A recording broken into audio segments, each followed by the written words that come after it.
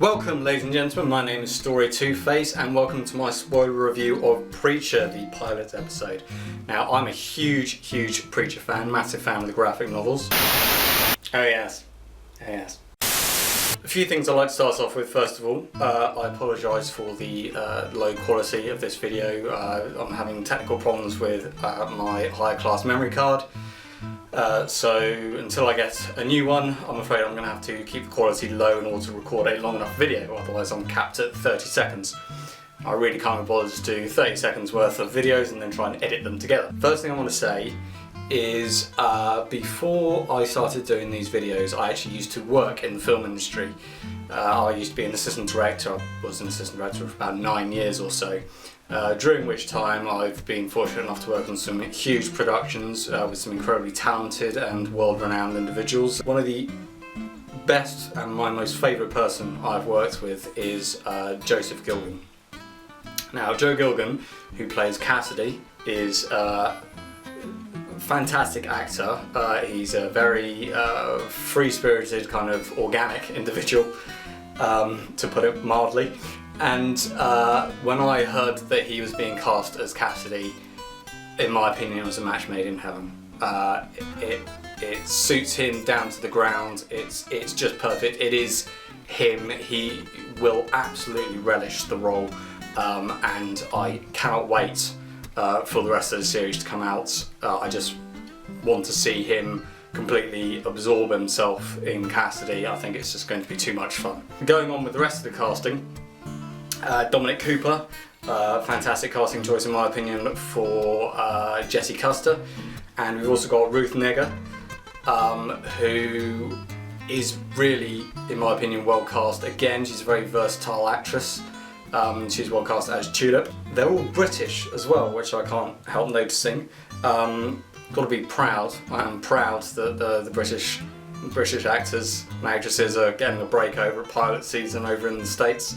I mean, these three are only continuing a growing trend of British actors going ahead and getting themselves big parts over stateside. Andrew Lincoln, who's Walking Dead, he's British.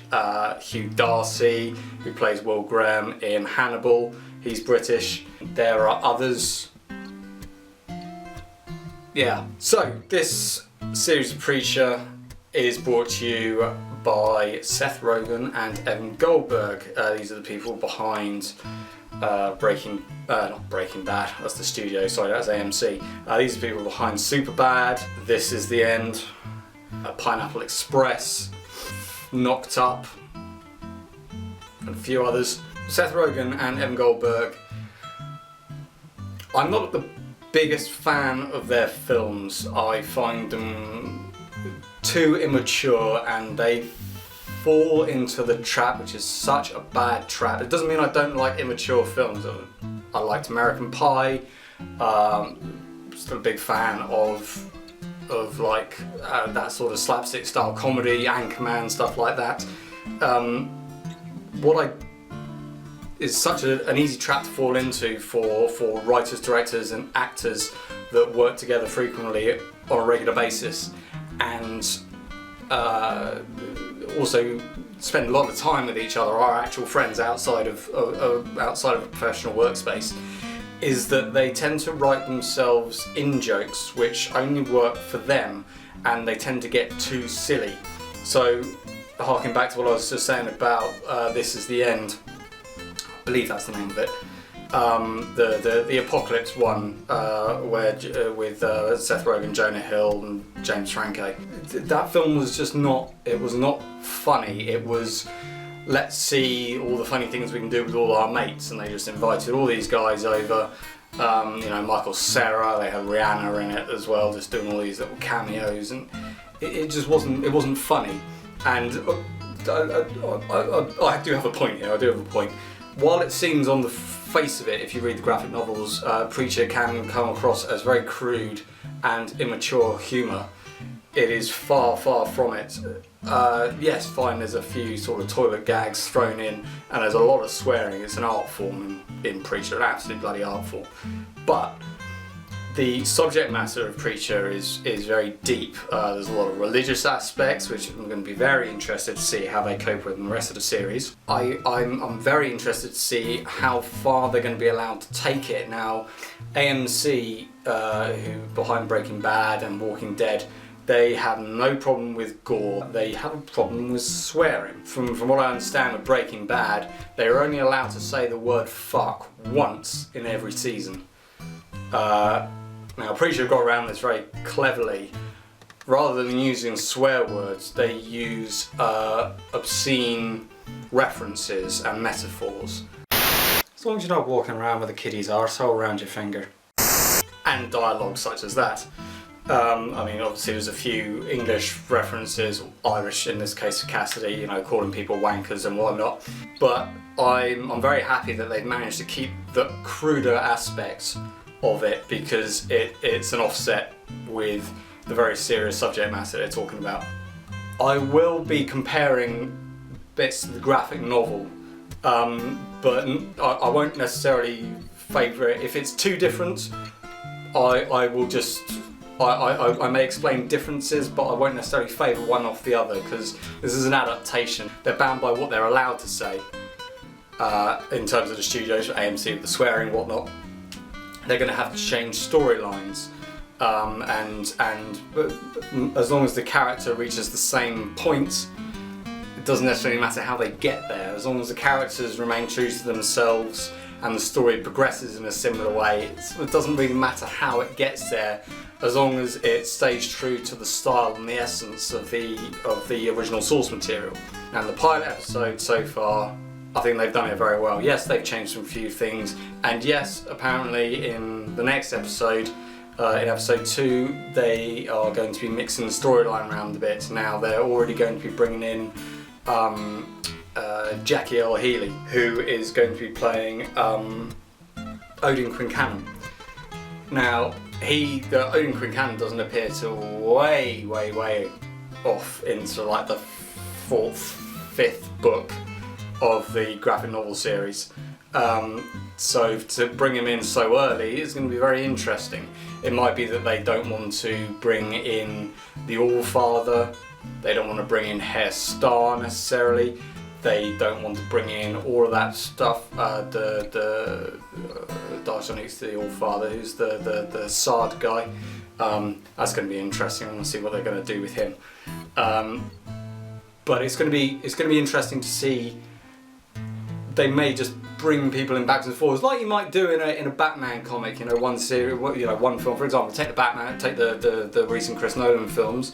You know, each one has their own bad guy, and they just pick and choose the bad guys. And I think they may be doing the same thing here with Preacher. You know, series 1 may be focusing on Odin Quincannon, but towards the end they may start to bring in elements of Herr Starr and Darshanique and stuff like that, and see, you know, leave that as a cliffhanger, but then develop them further in season 2. Who knows? We shall see. I'm very excited about how they're going to develop it. I'm keeping a very open mind about everything. I think they've nailed the characters so far in the pilot. All the introductions to the characters. Love Cassidy's introduction in the airplane, and all the blood and jamming the bottle in the pilot's chest and then filling it up before he jumps out of the plane and eats the cow. It's not a sentence you say very often when you're reviewing something. But anyway, also Tulips, you know, saved a lot of money but still managed to have the effect of the fact that she's fired a bazooka at a helicopter. I do like that, and the sort of homemade bazooka. It's a bit OTT, but I'm willing to give it the benefit of the doubt, because it was cool. And they got Preacher down well as well. They got Jesse Custer down, and I think Dominic Cooper's doing really well with that. Now, the style of this, I think it's very boldly shot. There's lots of long takes. Particularly there was when Dominic Cooper's grilling the kid. That was all one take. A couple of reaction shots, but other than that, there are very well choreographed fight scenes.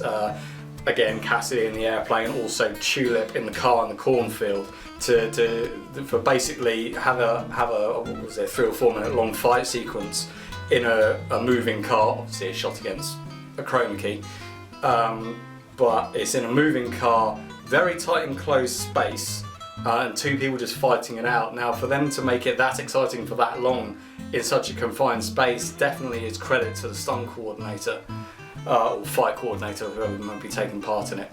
Yeah, there's lots of very, very bold moves, and I like the fact that despite what I was saying earlier about Seth Rogen and Evan Goldberg, they've gone very, very they're setting the bar very high for themselves and any future directors or latter directors that come on in the season.